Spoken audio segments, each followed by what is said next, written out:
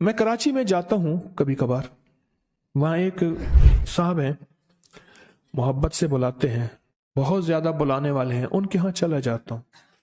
میں نے دیکھا تو ان کا بھائی جو ہے ایسے چل رہا تھا تو ہاتھ میں تسبیح تھی، بات تھوڑی کرتا تھا، تسبیح زیادہ پڑھتا تھا۔ اس کا دبئی میں بہت بڑا کاروبار، جسے کہنا چاہیے بہت بڑا کاروبار دبئی میں۔ کہنے لگا گاڑی میں جا رہا تھا، کچھ لوگ آئے، گاڑی کا دروازہ کھولا، بیٹھے، مجھے لے گئے۔ پھر میرے گھر والوں کو مہینوں پتہ نہ چلا، اور اس کے بعد بڑی اذیتوں کے بعد میں چھوٹا۔ اب وہاں بیٹھ کے پھر اللہ ہی تھا تنہائی میں، اور تو کوئی تھا ہی نہیں۔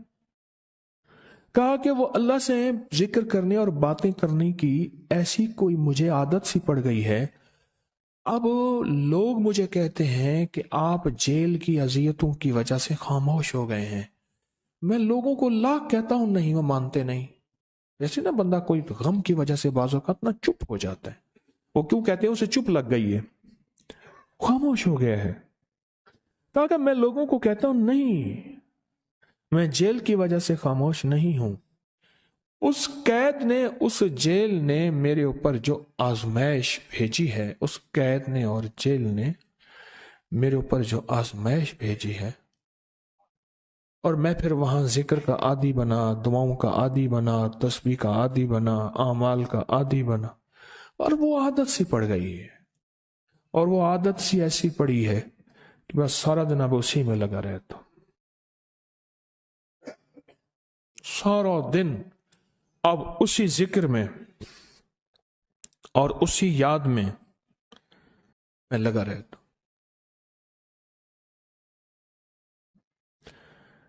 کہیں ایسا نہ ہو ہم بھی اگر ذکر سے غافل ہوئے، تسبیح سے غافل ہوئے، کوئی خدا نہ خواستہ ایسی آزمائش آ جائے، اور پھر ہم ذکر اور تسبیح اور اعمال کے عادی بن جائیں، اللہ سے عافیت مانگے۔ اور اگر ہماری زبانوں پہ تسبیح ذکر آ گیا ہے عافیت کے دنوں میں، تو سمجھ لیں یہ اس کی عطا ہے، یہ اس کی نعمت ہے، یہ اس کی کریمی ہے، یہ اس کا فضل ہے۔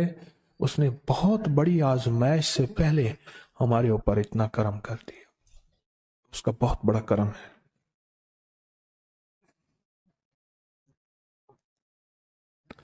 اس لیے اللہ جل شانہ کے حبیب کملی والے نے آزمائشوں سے پناہ مانگی ہے۔ اللہم انی اعوذ بک من جہد البلاء، آزمائش، کوئی بلا آ جائے، ودرک شقا، شقاوت میں میرا نام آئے، بدبختی میں، یہ بھی آزمائش ہے۔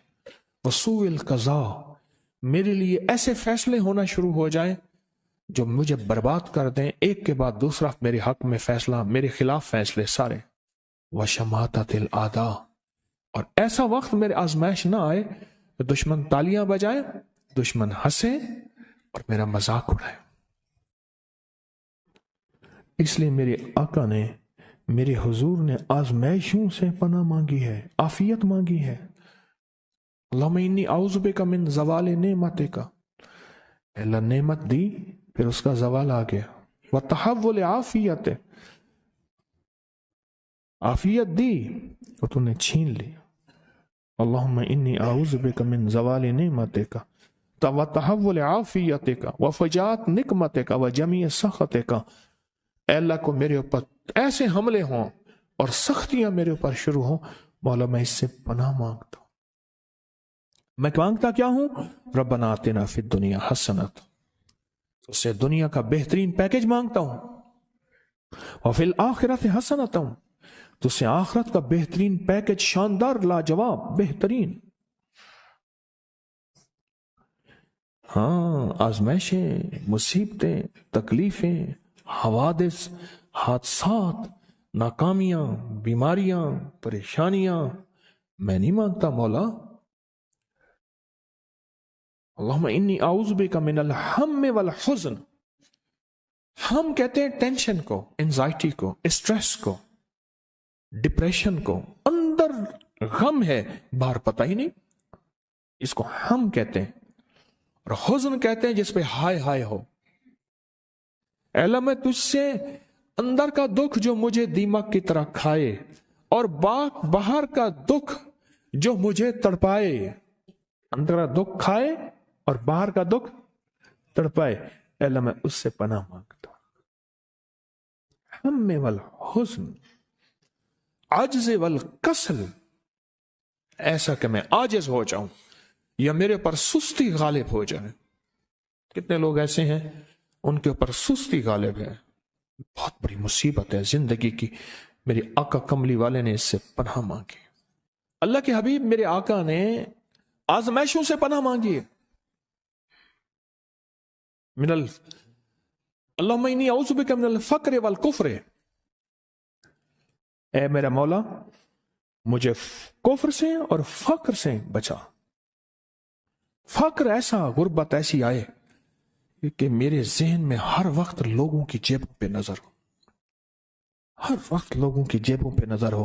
یہ دو وقت میں ہوتا ہے، ذہن نشین رکھیے گا۔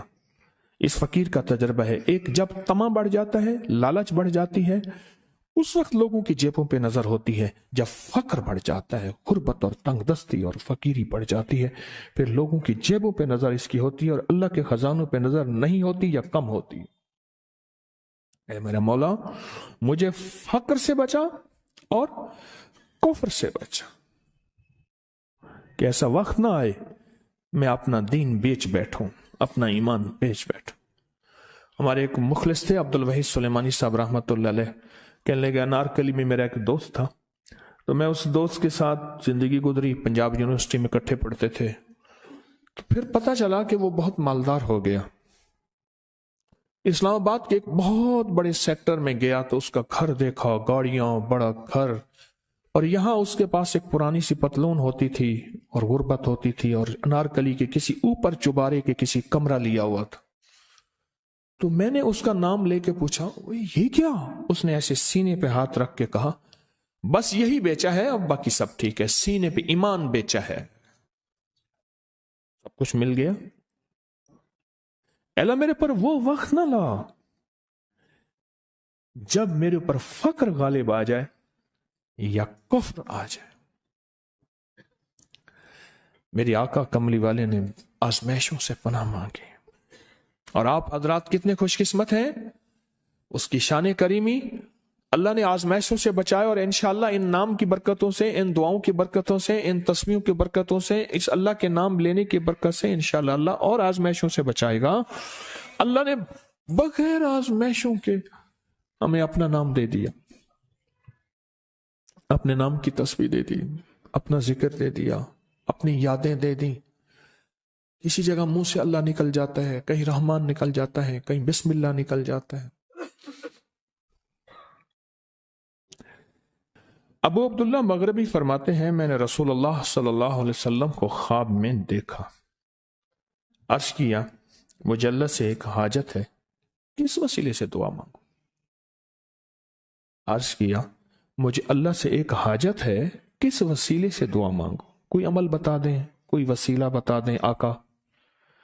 میں نے حضور سے خواب میں سوال کیا تو آپ نے ارشاد فرمایا جس کو بھی اللہ سے کوئی حاجت ہو اسے چاہیے وہ سجدے کرے، یعنی 2 رکعت ادا کرے اور سجدے کی ہر رکعت میں 40 مرتبہ آیت کریمہ پڑھے، جو میں عمل میں بتایا کرتا ہوں، لا الہ الا انت سبحانک انی کنت من الظالمین۔